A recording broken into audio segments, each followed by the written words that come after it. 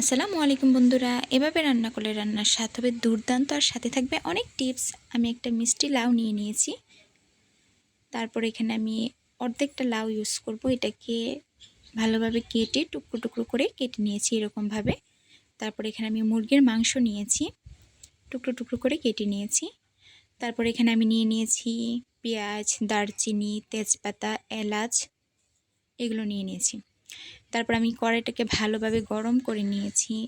তেলটা দিয়ে বন্ধুরা ভালোভাবে গরম করে নেবেন। গরম তেলের মধ্যে আমি কেটে রাখা পেঁয়াজগুলো ছেড়ে দেব।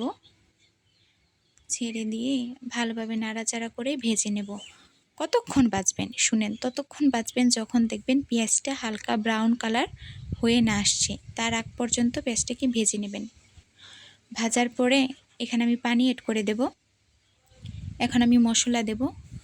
শুধু আপনারা আমার কথাটা লক্ষ্য করেন। এখানে আমি পেঁয়াজ বাটা দিয়েছি 7 চামচ এবং জিরা বাটা দিয়েছি 2 চামচ এবং আদা বাটা দিয়েছি 1 চামচ আর হাফ চামচ দিয়ে নাড়াচাড়া করে নেব।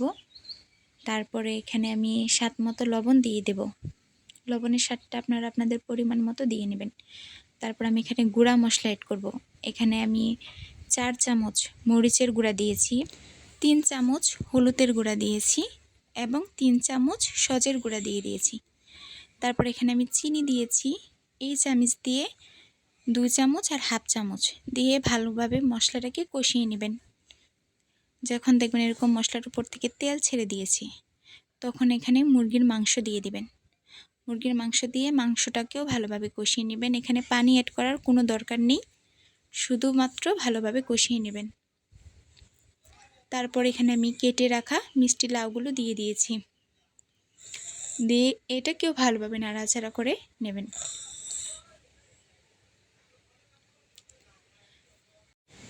ভালোভাবে নাড়াচাড়া করে ঢাকনা দিয়ে ঢেকে দেবেন। এখানে কোনো পানি অ্যাড করবেন না, এভাবেই পানি ছাড়বে, এই মিষ্টি লাউ থেকেই পানি ছাড়বে।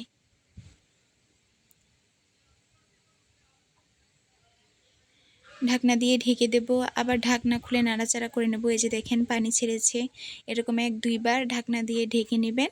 তারপর দেখবেন এভাবেই পানি ছাড়বে। তারপর আবার ঢাকনা দিয়ে ঢেকে নিলাম। এই দেখেন কতগুলা পানি ছেড়েছে। তারপরে এখানে আমি পরিমাণ মতো ঝোল দিয়ে দেব। পরিমাণ মতো এখন আমি ঝোল দিয়ে দিলাম। ঝোলটা দেওয়ার পরে জাস্ট 5 থেকে 7 মিনিট জাল দিয়ে নেবেন। এখন আর ঢাকনা দিয়ে ঢাকবেন না, তাহলে কিন্তু মিষ্টি লাউগুলো বেশি নরম হয়ে যাবে। এখন শুধু 5 থেকে 7 মিনিট জাল দিয়ে নেবেন, তাহলেই হয়ে যাবে দারুণ স্বাদের মিষ্টি লাউয়ের তরকারি। বন্ধুরা, আমার রান্নাগুলো ভালো লাগলে লাইক করবেন, কমেন্ট করবেন এবং চ্যানেলটাকে সাবস্ক্রাইব করে দিবেন, কারণ আমার চ্যানেলটা একদমই নতুন। বন্ধুরা ভালো থাকবেন, সুস্থ থাকবেন। আল্লাহ হাফেজ।